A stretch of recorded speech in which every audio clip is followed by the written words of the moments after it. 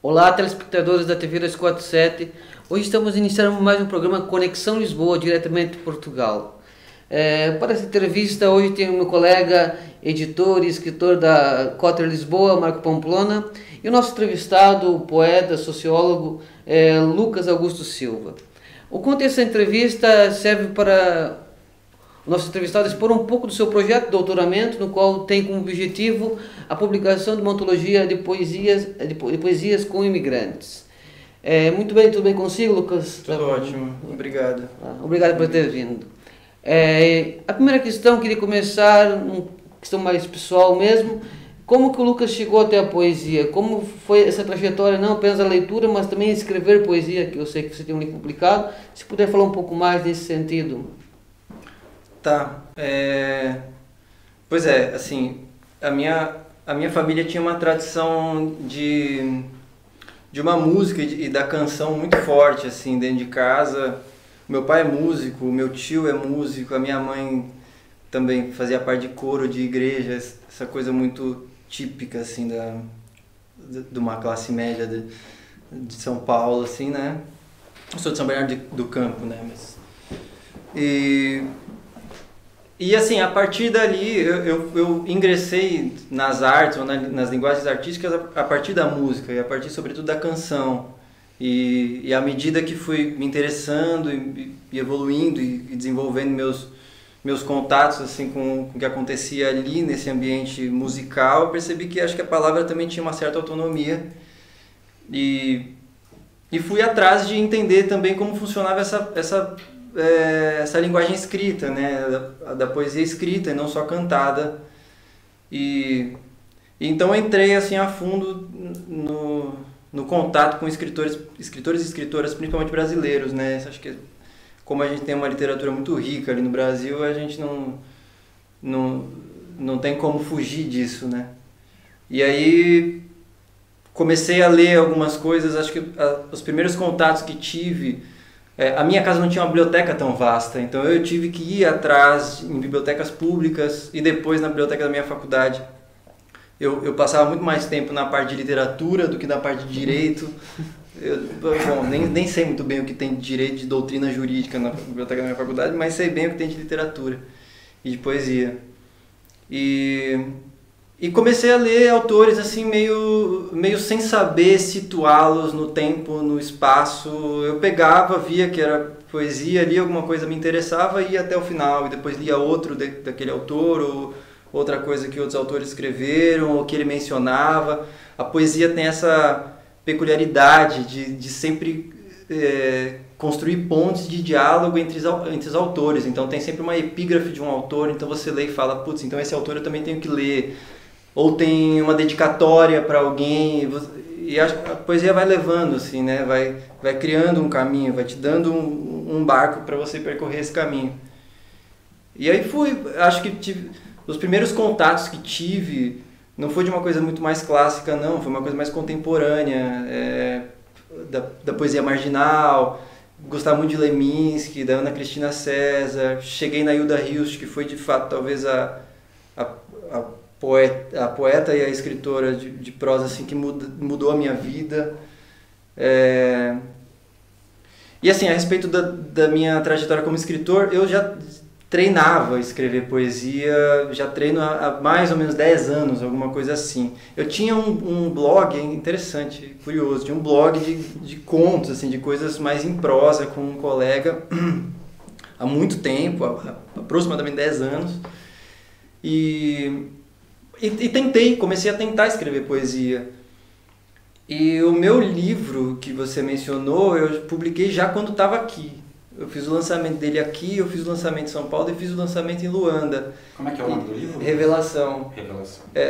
E eu só publiquei o livro porque um amigo meu, um poeta português aqui, o Paulo Anes, ele leu algumas coisas que eu tinha e ele falou, eu acho que seria legal transformar isso numa coisa física, né? Eu não pensava exatamente em publicar naquela época, mas então os poemas que estão ali nesse livro são poemas influenciados por toda a minha trajetória no Brasil, mas também com o contato que tive com a poesia portuguesa. E E agora pensando mais na questão do seu doutoramento, que é em Sociologia, e o seu mestrado foi em Sociologia, como juntar a poesia nesse sentido para um objetivo científico na área de ciências sociais? Pois é. Assim, o meu doutoramento hoje, ele é um doutoramento transdisciplinar. O título dele é Discursos, Cultura, História e Sociedade, é no Centro de Estudos Sociais da Universidade de Coimbra. E ele pega um pouco de letras, de literatura, ele pega um pouco de sociologia da cultura e um pouco de história. O meu foco, a minha tese, como vai ser sobre a poesia imigrante, sobre a representação poética desse movimento imigratório. Eu estou mais próximo da literatura e da sociologia. Assim, eu acho que pensar o discurso poético dentro de um cenário acadêmico, universitário, e não sei se bem científico, assim, né? Eu não gosto muito dessa palavra, assim, parece que a gente está, né, transformando num negócio super engessado, com um método super... Não sei, mas é um espaço... Eu prefiro pensar a universidade como um espaço de poder do que qualquer outra coisa. Ali tem disputa de poder acontecendo e eu estou colocando a minha visão de mundo ali. Teu discurso à prova.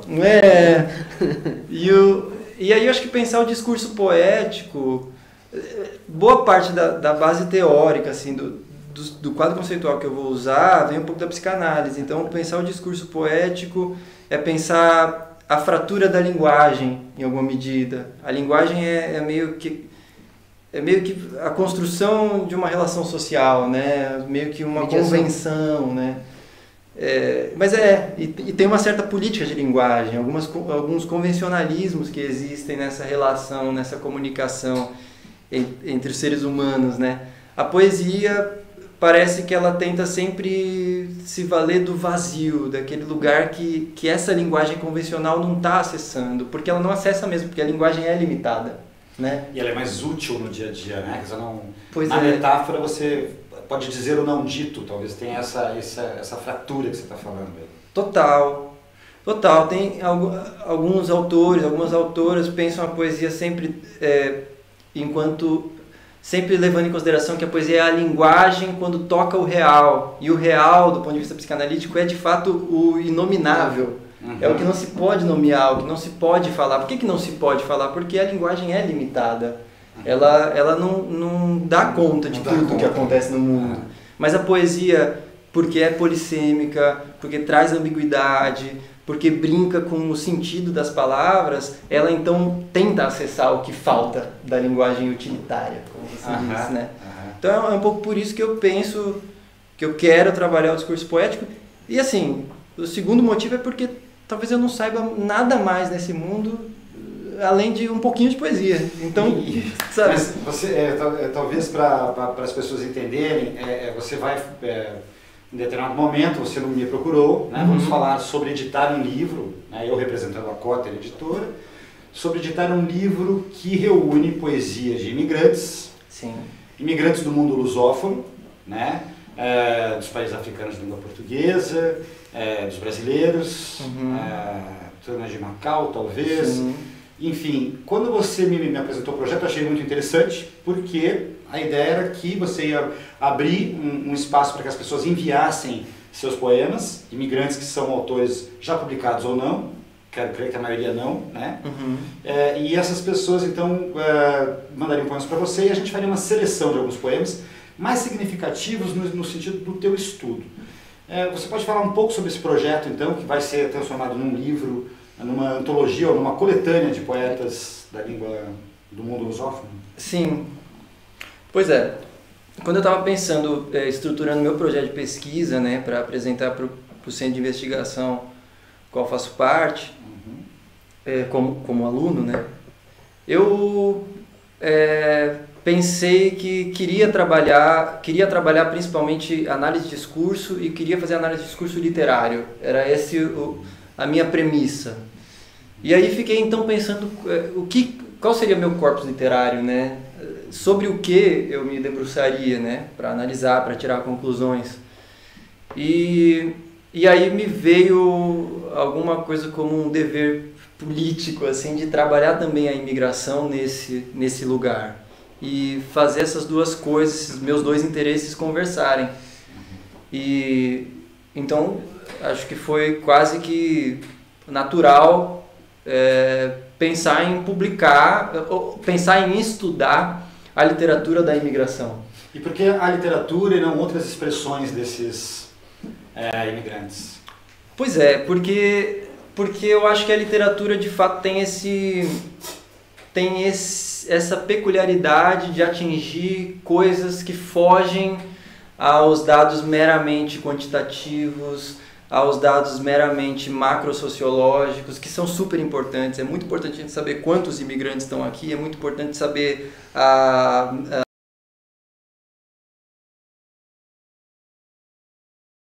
nem fosse a melhor pessoa para fazer um estudo nesse sentido. O que eu queria mesmo era entender subjetivamente como esses imigrantes representam a sua experiência de desterro, né, o seu deslocamento. E acho que não havia nada melhor do que a literatura. Eu poderia também ter pensado em fazer entrevistas, né? E biografias, que é um tipo de metodologia que tem sido muito utilizado em pesquisas, especificamente com a imigração hoje, que é tentar reconstruir a história de vida ou fazer entrevistas mais aprofundadas para entender como articula um discurso sobre a sua própria experiência. Também é muito legal, mas eu queria mesmo entender o que foge a esse discurso sobre o que se conta da sua história. Tá, eu posso contar a minha história para você enquanto investigador que vai me ouvir, mas eu posso contar a minha história para um leitor. Eu posso contar a minha história de outra maneira. Eu posso contar a minha história sem seguir essa política de linguagem convencional, que é a política do discurso corriqueiro, que é a política do discurso utilitário, interrelacional. Não, eu também acho que há uma possibilidade de contar essa história de outra maneira. E essa outra maneira vai me dar detalhes, vai me revelar instâncias desse processo de imigração que das outras formas talvez eu não conseguiria atingir. Mas você imagina que ao estudar esses imigrantes você vai se deparar, mesmo na linguagem simbólica, aliás, principalmente na linguagem simbólica, com os problemas, com as dificuldades que eles enfrentam a se adaptar a uma nova cultura. A saudade aparece aí, os problemas socioeconômicos, que não são poucos, né? Então, a imigração é um tema central desse teu pensamento. Por que você chegou a isso? Qual a preocupação? É por sermos nós imigrantes? Talvez seja por isso, ou por algum outro motivo que te chamou a atenção? Porque a gente sabe que neste século o problema dos refugiados é um problema mundial, talvez um dos problemas cruciais, né? Encruzilhada humana. Exatamente. Gostaria de saber se foi por esse motivo que você chegou aos imigrantes. Poderia pegar qualquer outro tipo de corte social, né? Sim. Não, eu acho que a minha experiência pessoal, sem dúvida, tem influência na minha decisão profissional e acadêmica, né? Assim, eu me reconheci como imigrante, eu acho que antes de vir para Portugal, quando eu soube que viria a Portugal e tive que ir ao consulado apresentar 580 documentos para ter um visto, para chegar aqui com uma tranquilidade, ali eu já entendi que a vida não ia ser fácil, né? Agora, eu acho que eu estou pegando a imigração por alguns motivos que também não são só a minha experiência pessoal. Eu acho que, como disse já na resposta anterior, tem um dever político de situar e de localizar essa literatura portuguesa, em língua portuguesa super polifônica, de trazer essas vozes que não estão exatamente sendo ouvidas, sendo lidas, e incluí-las e transformá-las num produto e dizer, olha, tem muita gente que tem nessa condição, que talvez não tenha acesso ao mercado editorial, mas que a gente está dando essa oportunidade.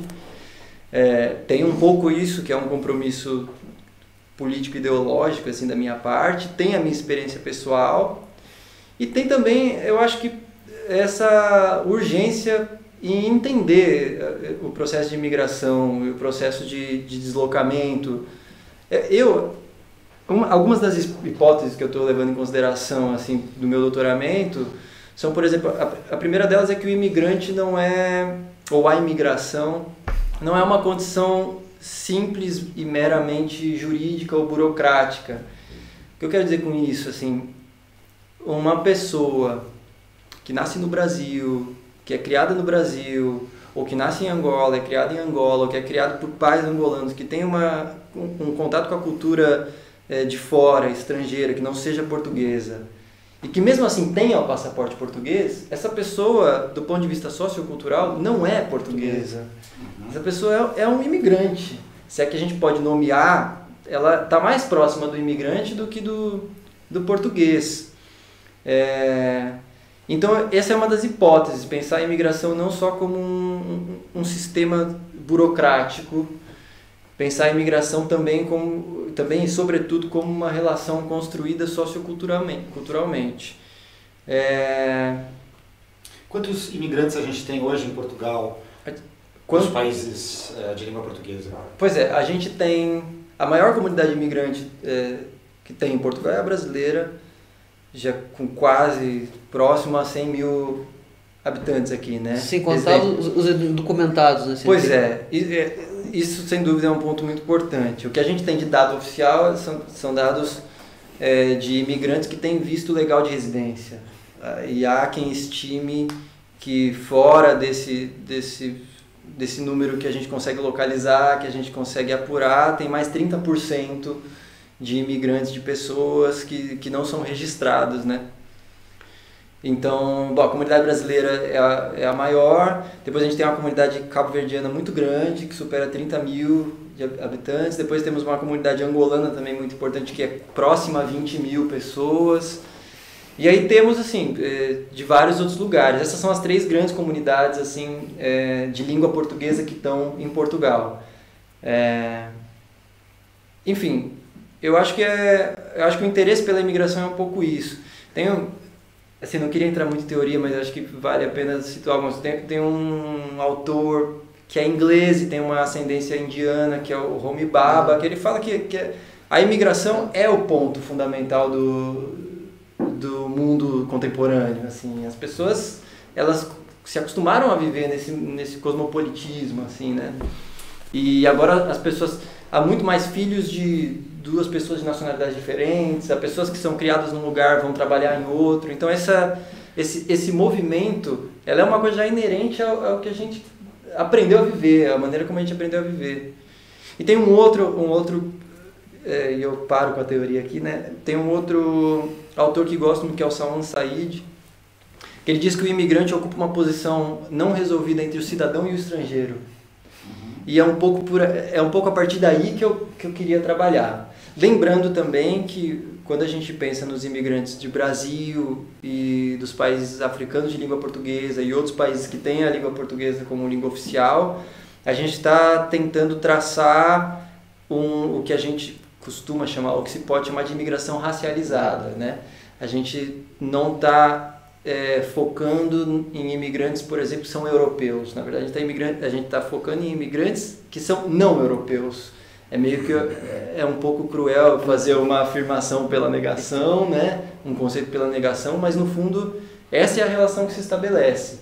Nos países europeus há uma condescendência maior, uma facilidade maior de absorver comunidades migratórias ali de Itália para a França, da França para Portugal, de Espanha. Há uma permeabilidade melhor, as fronteiras são um pouco mais abertas, né?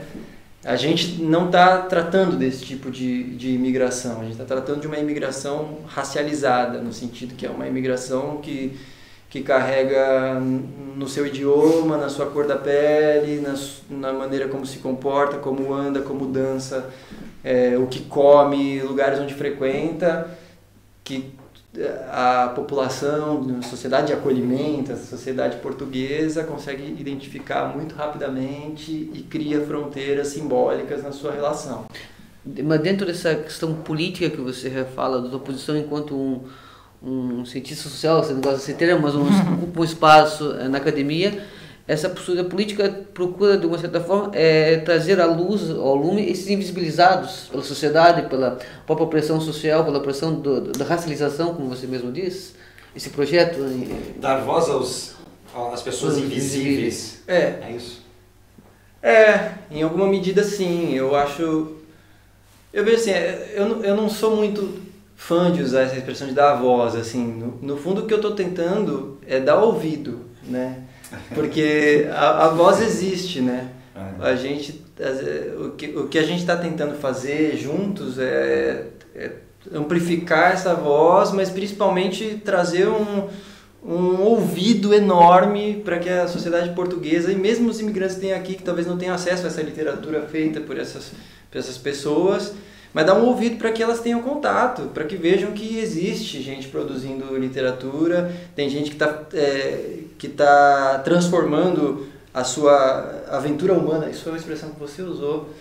Eu gostei muito dessa ideia de aventura humana, tá transformando essa aventura, esse deslocamento, essa desterritorialização em linguagem poética, e a gente pode ler isso, a gente pode ter contato com isso. No fundo é um pouco...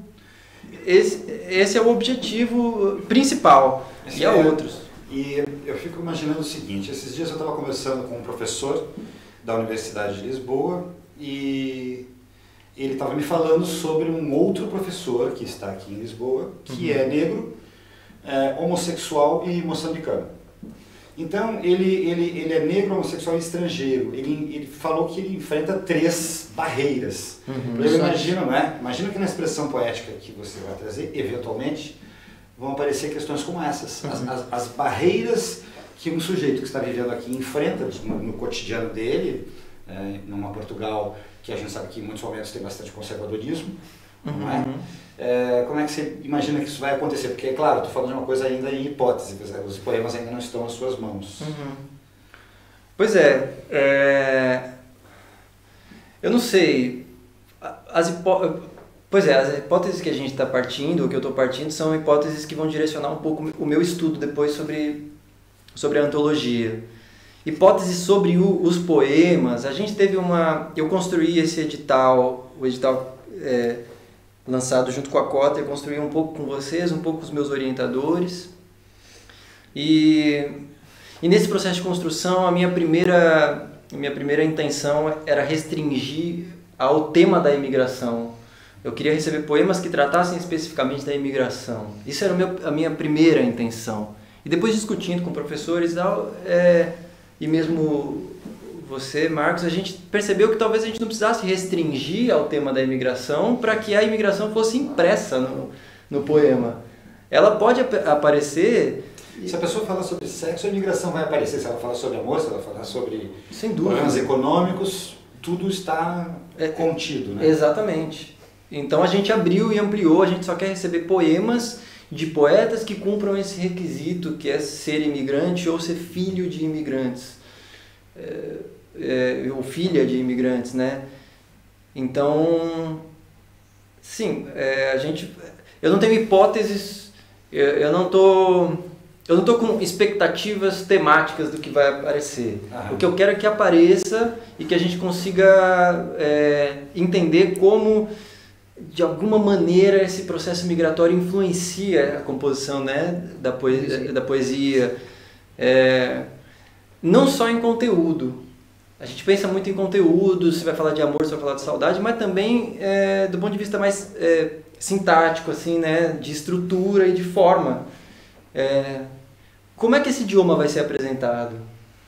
Quando a gente pensa em imigração de Angola, de Cabo Verde, tem outros idiomas que estão ali, que estão presentes na criação, na educação dessas pessoas, e que podem estar expostos nos poemas. E que seria super interessante, super enriquecedor receber esse sincretismo idiomático, assim, para a gente entender. Às vezes não. Eu conversei com a minha orientadora há algumas semanas e ela disse que ela já deu algumas oficinas de escrita criativa, de poesia.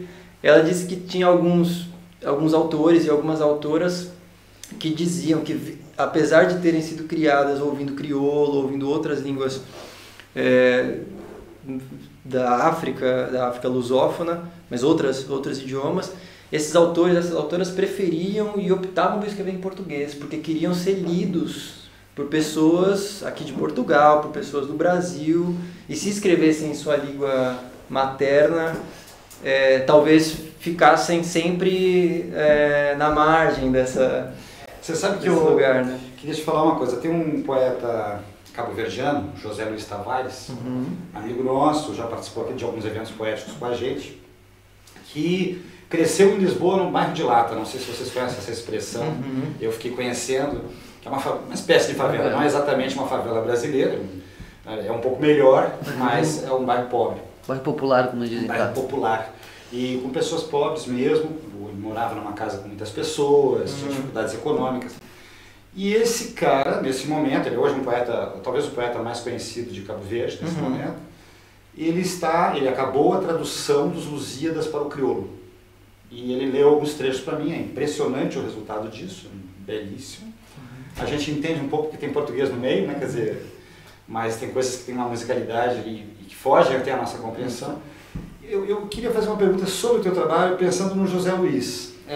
Quando você vai selecionar os poemas, como fazer para atingir as pessoas de extração mais pobre, pessoas mais humildes, que vivem em lugares mais remotos, que talvez não frequentem o mesmo ambiente virtual que as pessoas de uma classe média, etc.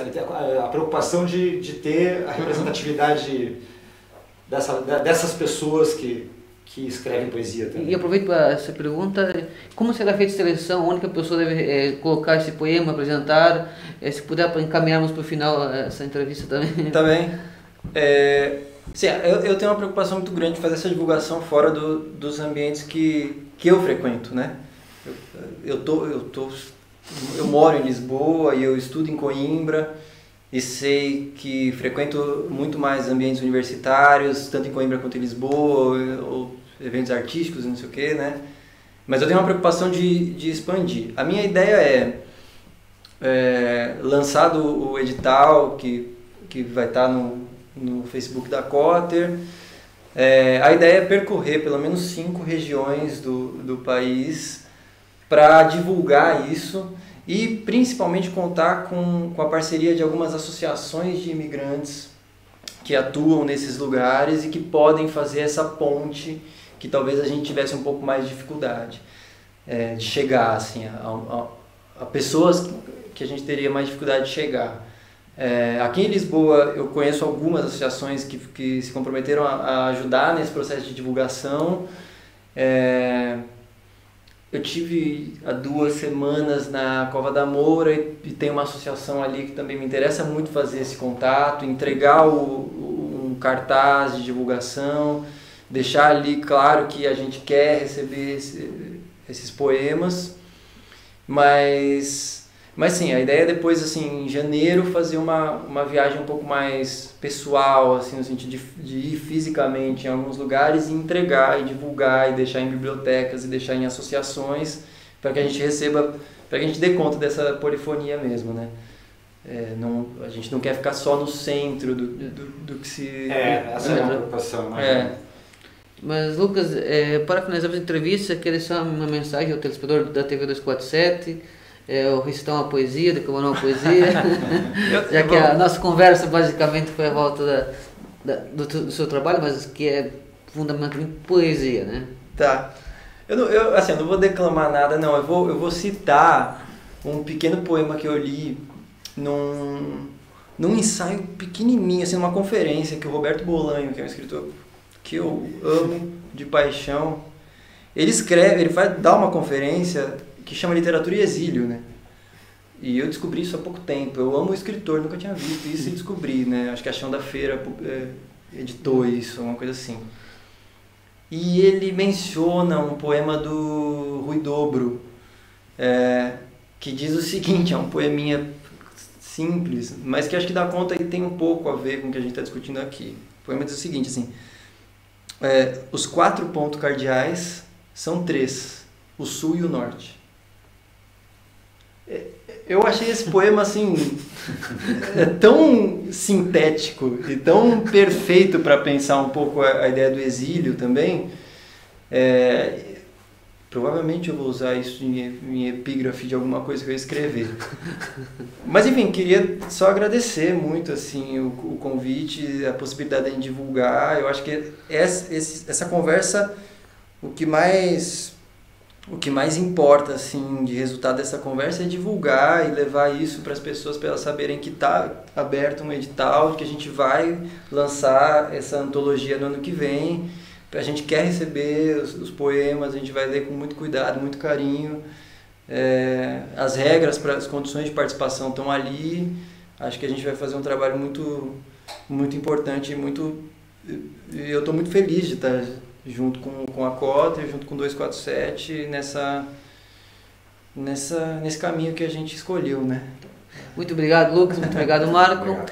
Telespectadores, até uma próxima. E acerca do Projeto Lucas, provavelmente terá na descrição do vídeo o link para que vocês possam saber mais acerca de como se inscrever. Até uma próxima e tchau, tchau.